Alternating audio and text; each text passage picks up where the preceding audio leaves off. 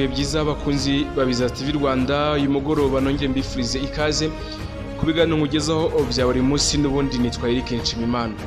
Ejo nagijeho ikiganiro kigaruka kuri wa munyamategeko cyangwa se wa muyobozi ukomeye cyane muri Guinea Equatoriale, umugabo wavuzwe cyane mu itangazamakuru witwa Baritazari, umugabo wamenyekanye cyane mu kuba yararyamanye n'abagore bagira kuri hagati ya 50 ndetse n'abagore 400 bose. Amashusho kandi yagiye asohoka hanze ku mbuga nkoranyambaga zitandukanye, yaba X, yaba ama YouTube channel, imbuga zitandukanye, aho amashusho kandi yagiye asohoka hanze agaragara ko yaryamanye n'abagore benshi, harimo n'abakozi bo muri guverinoma ya leta ya Guinea, kandi hakabamo na mushiki wa perezida. Muri ayo mavideo rero yagiye agaragara menshi cyane, agenda agaragaramo kandi ibikorwa by'imibonano mpuzabitsina itandukanye.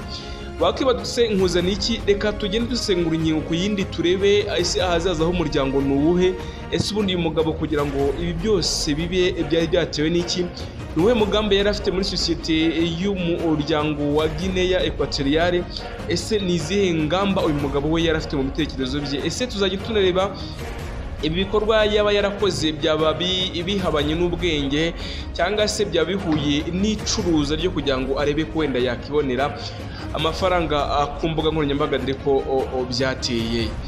Gufata rero amajwi menshi cyane imibonano mpuzabitsina bishobora kuba amayeri y'ububasha muri Afurika yo hagati, bwo niza Central Africa.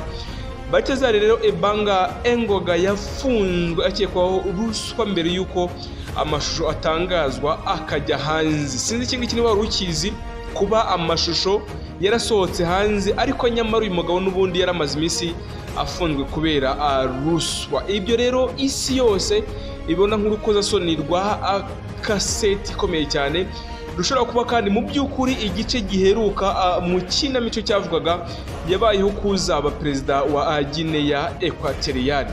Mu byumweru bigera kuri 2 bishize nuko amashusho menshi, ibigeranyo biri hagati ya 50 ndetse na 400 n'abarenga 400 yashizwe ahagaragara umukozi wa leta mukuru ukora imibonano mpuzabitsina mu biro bye, kandi n'abandi bagore batandukanye ugasanga ari kugenda aza akabarongorera mu biro cyangwa se agakorana mu mibonano mpuzabitsina mu biro. Ubusanzwe n'ibintu biba bigayitse, kuko ahantu wakira abantu, ahantu hari idarapo ry'igihugu, kumva ngo urimo urahakora ibintu nk'ibyo, nyamaza ufite iwawe, ufite n'ubushobozi bwo kuba wajya gushaka aho mwakorera mwakishimira, harahari henshi. Buzuyemo rero imbuga nkoranyambaga zitangaza kandi zitanga abantu mu gihugu gito cya Afurika yo hagati ndetse kandi no hanze yacyo. Benshi rero mu bagore bafashwe amashusho bari abagore n'abavandimwe b'abantu begereye ikigo cy'ubutegetsi bwa leta ya Guinea Equatoriale muri rusange. Ibyo kandi bigaragara ko bamwe bari bazi ko bafashwe amashusho baryamana na Baritazari Ebanga Bwana Engoga, uzwi kandi ku izina rya Bero kubera isura ye nziza cyane. Hari abantu benshi bagiye bibaza si ubundi mugabo yabateraga imiti, uyu mugabo yarabanyweshaga inzoga, ariko mu mashusho mwagiye mureba nuko wabonaga kaho babyumvikanye, ukabona ko hari ibintu babanze nko kuganiraho.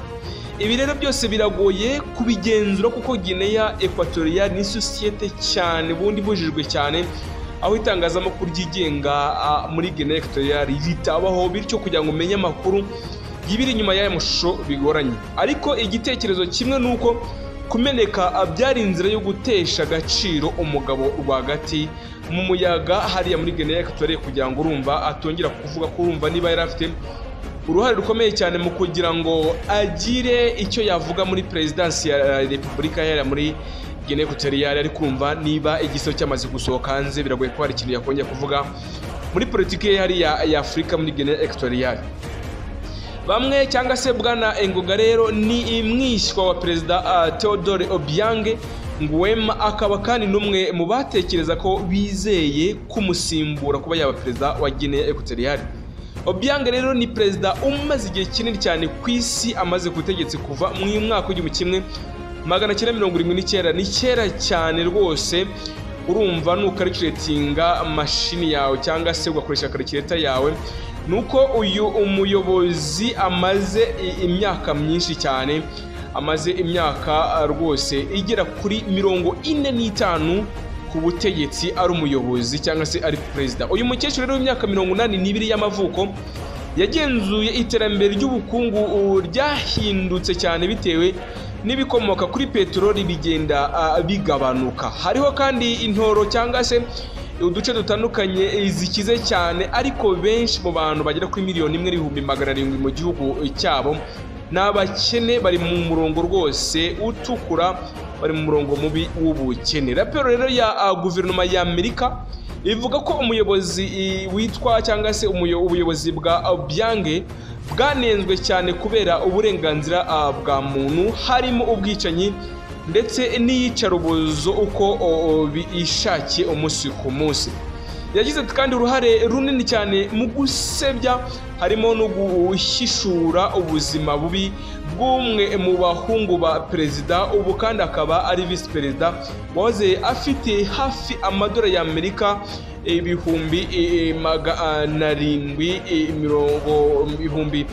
amadolari 275,000. Urumva ni amafaranga menshi cyane. Akaba kandi ushobora kuyavunza mu mapawundi ugasanga angana n'ibihumbi 210 by'amapawundi. Gusa kandi yanditswe na Christy yambarwa kandi na Michael Jackson.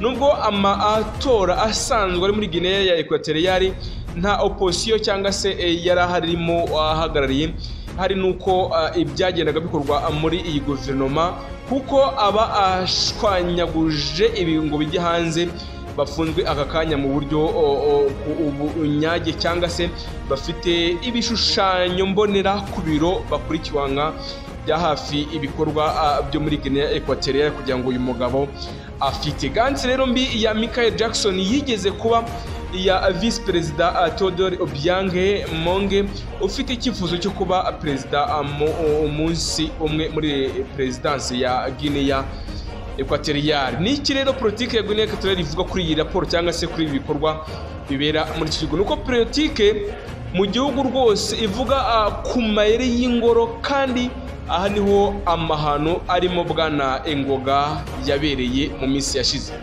Yari umuyobozi kandi w'ikigo cy'igihugu gishinzwe iperereza ku bijyanye n'imari hariya muri Guinea Equatorial, kandi akora guhungabana cyangwa se guhungabana kw'imari ya presidansi ya Repubulika ya Guinea. Akora kandi ku guhangana n'ibyaha nko kunyereza amafaranga cyangwa se imitungo ya leta, ariko byagaragaye ko we ubwe yari muri iperereza ryo kuba yakora ibyo ngibyo. Yatawe muri yombi ku itariki ya 25 Ukwakira ashinjwa kunyereza amafaranga menshi cyane mu isanduka ya leta no kuyashyira kuri konti y'ibanga mu birwa bya Kaimani. Ntacyo kandi yagize icyo avuga kuri cyo kirego uyu banga cyangwa se Baltazar. Bwana Baltazar rero Engonga yahise ajyanwa muri gereza izwi cyane nka Black Beach iri mu murwa mukuru wa Malabo, aho bivuga ko ataza avuga rumwe na leta bakorera cyangwa se leta bakorerwamo ubugome bukabije. Telefone rero na mudasobwa byafashwe nyuma y'iminsi mike cyane, amashusho y'imbere atangira kugaragara ku murongo cyangwa se ku ma internet hirya no hino hatandukanye. Igitabo cya mbere cya BBC cyangwa se igitabo cy'amakuru ya BBC hirya no hino hatandukanye cyangwa se BBC News yabasanze kuri Facebook n'uguhera ku ya 28 Ukwakira ku rupapuro rwa Diario Lombe, urubuga rw'amakuru ruyobowe n'umunyamakuru ihuriro muri Espagne. Ruvuga ko kandi imbuga nkoranyambaga zakurikiye hamwe no kumena amashusho ndetse n'amajwi bigaragara by'uyu mugabo. Inyandiko rero zitandukanye ku mbuga nkoranyambaga nka X cyangwa se X bukeye bwaho yerekanaga amahano y'ibutso cyangwa se yibutso ahindura ubutegetsi hariya muri Guinea Equatorial, nk'ivideo yerekana pornografia cyangwa se amashusho y'kozasoni cyangwa se imibonano mpuzabitsina yuzura imbuga nkoranyambaga y'ibintu bitandukanye uwo munsi bukeye bwaho. ariko bakeka ko babanje kugaragara umwe mu minsi mike imbere ya Telegram nayo bisohora hanze kuri imwe mu miyoboro ya platform izwi gutangaza amashusho yerekana pornography hariya rwose mu mbuga zitandukanye agenda abisora hanze. Ibi kandi iyi operation nayo yarakomeje, bahise bakururwa kuri telefone y'abantu kandi basangira mu matsinda ya WhatsApp muri Guinea Equatoriale aho bateje umuyaga mwinshi cyane. Bwana rero Engoga yahise amenyekana hamwe na bamwe mu bagore bari kuri ayo mashusho y'urukozasoni, barimo kandi abavandimwe ba perezida ndetse n'abagore ko ba ministri n'abayobozi bakuru b'ingabo muri Guinea Equatoriale. Guverinoma rero ntiyashoboye kwirengagiza ibibera hanze cyangwa se ibibabera muri Guinea, maze ku ya 30 ukwakira Vice President Theodore Obiang Mange wahoze ari nyigant ya Michael Jackson aha amasosiyete y'itumanaho amasaha 28 kugira ngo azane uburyo bwo guhagarika ikwirakwiza by'aya mashusho. Ntidushobora rero gukomeza kureba imiryango itandukana nta gikorwa ndetse nta na kimwe cyanditse kuri X cyangwa se ku mbuga nkoranyambaga nka Twitter. Hagati aho kandi inkomoko y'ibi bitabo irimo gukorwaho iperereza kugira ngo ibone umwanditsi cyangwa se abanditsi kandi ibasubize ku bikorwa byabo bitandukanye. Kubera rero ko ibikoresho bya mudasobwa byari mu maboko y'inzobere cyangwa se y'inzego zishinzwe umutekano, umuntu washidikanyaga ku muntu waho wenda washakaga gutesha agaciro Bwana Engoga mbere y'urubanza. Polisi kandi yamaganiye abagore kuza imbere kugira ngo bafungure ikirego kuri Bwana Engoga kubera gusangira ubwumvikane buke amashusho yimbitse umwe yamaze gutangaza kuba yamurega kugira ngo ajye mu rukiko. Ikidasobanutse neza rero niyo mpamvu Bwana Engoga yakoze amajwi ni iyihe, ariko se abarwanashyaka bashyize ahagaragara ibishobora kuba izindi mpamvu zitera guturika muri Presidence ya Guinea ni iyihe? Usibye kuba afitanye isano na Perezida Bwana Engoga, ni umuhungu wa Balthazar Engoga Encho, umuyobozi w'ishyirahamwe ry'ubukungu n'ifaranga mu karere ka CEMAC kandi ukomeye muri iki gihugu gikomeye cyane hano ku mugabane wa Afurika. Ibyo kandi tubona ni iherezo ry'ibihe muri iyi minsi, iherezo kandi rya perezida uriho, kandi hariho izungura cyangwa se iyindi niyo mirwano y'imbere tubona muri rusange. Yavuze ko kandi umurwanashyaka wa Equateur cyangwa se Equatoquine Nsange Christina Esimi Cruz ubu aba i Londres aganira n'igitangazamakuru nka BBC Focus kuri podcast ya Afrika. Yavuze ko Vice President Obiang cyangwa se yagerageje gukuraho politike muri rusange. Umuntu wese kandi ushobora guhakana n'izungura rye Vice President hamwe na nyina bakekwaho kuba bashyize ku ruhande umuntu wari wese ukangisha inzira ye yo kuba President, barimo na Gabriel Obiang Rima, undi muhungu wa President Obiang ukomoka kundi mugore wari kandi Minisitiri w'ibikorwa remezo w'ibikomoka kuri peteroli imyaka 10 hanyuma yimukira mu inshingano za kabiri zitandukanye. Abari mu ntore rero cyangwa se abari mu buyobozi hariya muri Guinea Equatoriale batekereza ko bazi ibintu kuri mugenzi wabo, ko bifuza ko bitashyirwa ahagaragara kandi amashusho yakoreshejwe kera cyane mu kuzungura ndetse no gutesha agaciro uwo bahanganye muri politike muri rusange. Hariho kandi ibirego bikunze gushinja umugambi wo guhigika ubutegetsi, ibyo kikaba byongera cyangwa se byakongera amakimbirane muri paranoia muri Guinea Equatoriale. Ariko Bwana Cruz avuga ko kandi ko abayobozi bifuza ko gukoresha aya mahano nk'urwitwazo rwo guhashya imbuga nkoranyambaga, akaba kandi ariko amakuru menshi yerekeza ibibera mu gihugu atasohoka cyangwa se akaba yanasohoka. Muri Nyakanga rero abayobozi bahagaritse interinete ryakorerwaga hamwe muri Guinea Equatoriale by'agateganyo nyuma y'imyigaragambyo yabereye mu kirwa cya Anubun. Kure kandi kuba umuyobozi wo mu rwego rwo hejuru cyane yarimo akora imibonano mpuzabitsina hanze y'ubukwe ntibyatangaje kuko byari bimwe mu mibereho mibi y'intore z'igihugu hariya muri perezidansi ya Guinea Equatoriale.